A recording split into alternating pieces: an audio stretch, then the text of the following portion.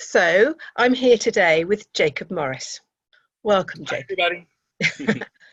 Jacob, you have developed an incredible, I've heard such good things about your values deck, and I'd love you to tell us why you thought it needed doing, why you developed it. Sure. So about a year ago, I was on a plane to Boston. I had a paper in my hand from social psychologist Shalom Schwartz on his theory of basic human values. I read it the entire plane ride there, and when I was done, I was like, you know what, this guy's on to something. And this guy has a really wonderful body of knowledge around human motivation and our values, and it, for whatever reason, just hadn't made its way into the coaching industry. And yet, the irony in all of this is that it is probably the largest body of knowledge that we have today from an academic standpoint on human motivation and our personal values. So I reached out to Dr. Schwartz about a year ago and said, hey, I think you've got a really wonderful framework here that I think coaches would love. And your research solves a really big problem in the coaching community in that we have really great tools for strengths. You know, we've got tools like VIA and Strengths Finder, and those tools provide a wonderful common language of understanding around strengths-based development and your personal strengths.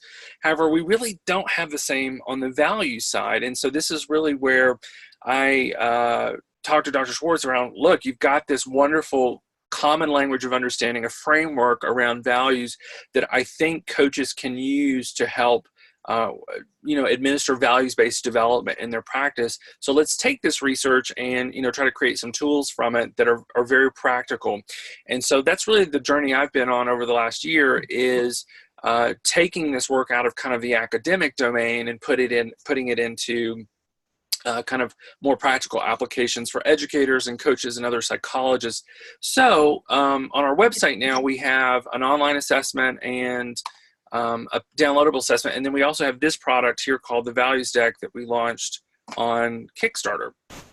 I'd love you to show us because you're absolutely right. Ages ago, I was doing some group coaching work, and the only thing I could find about values was basically I just ended up using a sheet of words and talking around that. There was nothing tangible that I could find. Yeah. So I'd love to see your deck. Yeah.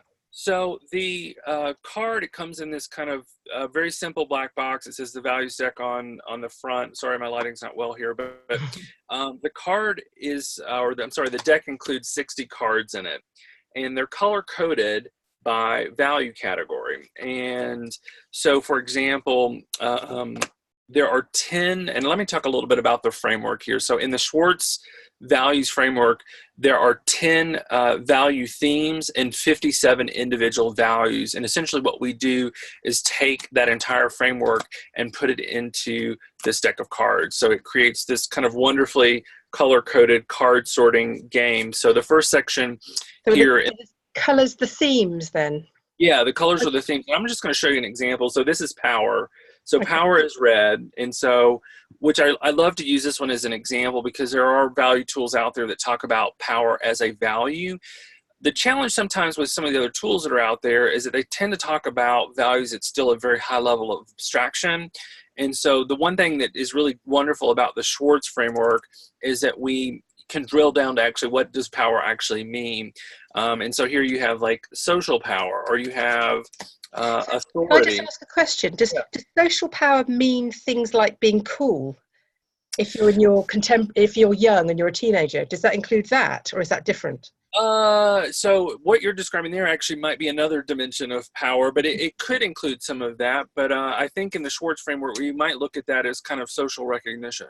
Okay. Okay. So it might There's fit into some nuance there between. Yeah. Okay. And some of these actually cross over into other themes too. So there are a few that straddle a couple different categories, and social recognition actually can also straddle kind of into the achievement category as well. So there's some variability in some of these, but it's great in that it does provide us kind of this structure in which we can kind of talk about and think about values. And let me tell you a little bit about why this framework is so important from the research that's been done from an academic standpoint. You mentioned a list earlier, and I've talked probably in the last year, I've probably had conversations with over 200 coaches on what do they actually do for values-based development within their practice. I tend to find that most coaches are either doing a peaks and valleys conversation on tell me about when you're at your best and your worst, to use that as to mine for, what is a person's values. And then a lot of coaches are using these lists that they kind of find on the internet. The challenge with a lot of the lists is that the words are somewhat arbitrary. It's just something someone put on a sheet of paper. And the one thing about Schwartz's theory is that in his theory, he theorizes that of all of the thousands of words that we use to describe our motivations, that the broad underlying motivation of all of those things is often the same thing. So we can distill it down into a much smaller framework. And so that's what makes this deck actually really, really powerful. So on the front side, you've got all these wonderful kind of value topics that you can sort through. And then on the back is a series of questions that are kind of done in a 3-step process called aware, affirm, apply. And that's not a new model. This is, if anybody's been around in coaching in a while, you're familiar with 3-step processes in coaching that kind of build self-awareness. We have the ancient Stoics to thank for that through the development of the 3 principles. And so that's what the backside of the card really does, is kind of uses the 3 principles from the Stoics to kind of build awareness of what your values are. And then we affirm your values, so building confidence around that those are indeed your values, and mining for evidence of those values in your past. And then the apply is the last section of those questions, where we look at how do you now want to apply your understanding of what you know about your values and put those values into action. So it's really great because you get about 57 questions on the back that you can use for values development. And then in addition to the deck, we also have an online portal where you can download additional card sorting techniques, group activities, a workshop guide, because one of the things that I'm finding that this tool is being used for is really almost like workshop in a box for a lot of coaches. So they will buy this and then go facilitate a workshop with a group. And the online portal provides coaches the tools to actually facilitate also workshops as well. So you get the workshop guide, and then there's a lot of extra worksheets and things like that. So a lot of extra stuff kind of comes with the deck. It sounds like a huge amount of work, but I've got kind of one kind of key question just to close with today, which is, why do you think values are so important? Understanding our values, why is that stuff so important? I think from a coaching, most of the coaches, are dealing with a lot of folks that are in transition in their careers, and they're trying to figure out what they want to do out of life and that kind of thing. And, the one thing I can say is that when we can put, our values in alignment with our actions, life can be really wonderful, and that we can live a life that is motivating to us and we feel connected to. And for a lot of people, they feel very disconnected with that. They're living one kind of way and what they want is something else. And so putting that into alignment, I think, is probably the biggest resource that I think coaches can help facilitate in a coaching practice. The second piece I would add to that is that we are living in a time right now, and I do this in another presentation where I talk about the rise of the values economy.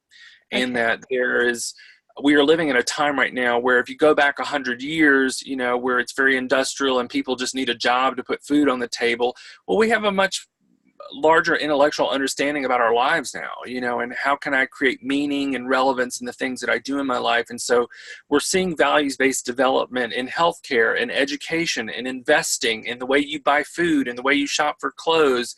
Values are coming at the forefront of a lot of different ways that we interact with life. And so I think people also need help in how they navigate that, because the products and programs are being developed, but what are your values? And if you ask that question to a lot of people, a lot of them don't know. So I think this is where we have an opportunity as coaches to push, more values-based development, with our clients and help them understand really what truly motivates them.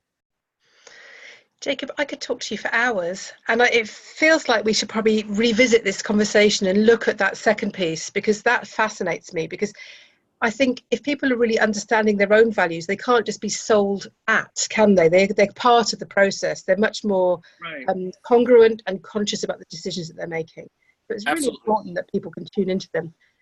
And it's also interesting to me, I've done a big shift in my life from a kind of corporate, busy London-based life to rural Ireland and horses and animals. And I can see from where you're living now that you've also shifted your life to fit your passions as well. So Mm-hmm. it was a real pleasure to meet you, Jacob, and I look forward to talking to you further.